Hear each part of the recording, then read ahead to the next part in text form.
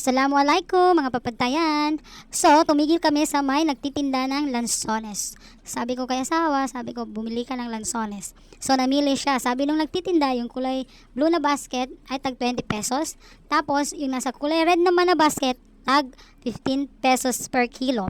So, yung kinuha ng asawa ko, yung nasa blue. Tapos, sabi ko, tikman mo nga kung mas matamis ba yung kulay nasa blue na basket kaysa sa nasa red na basket na lansones.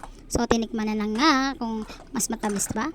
So, yan si Manong na yan, siya yung magkikilo ng ating lansones. At habang nagkikilo si Manong, nakikita niyo naman ang aking asawa na patikim-tikim.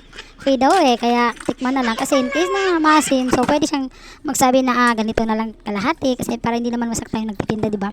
So, hindi naman siguro sasabihin na nagtitinda na matamis kung maasim, di ba? Kaya nga may free test mga papadayan. At saka, ngayong month, ng October, mas mura na yung mga prutas dito sa Davao ngayon.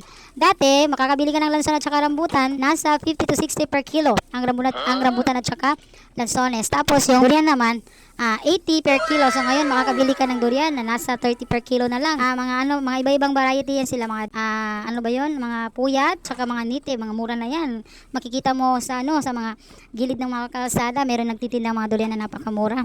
Tsaka yung mga lansones, pwede ka makabili ng katulad ng sinabi ko, 15 to 20 per kilo, tsaka rambutan. Kasi nung bago pa lang yung mga prutas na yan dito sa Davao, napakamahal. So ngayon, kahit saan ka sa gilid ng kalsada, makakakita ka talaga na nagtitinda ng rambutan at saka lansones durian. Kaya for today's video, thank you sa panonood at titikman ko na yung binili naming lansones. Sukran.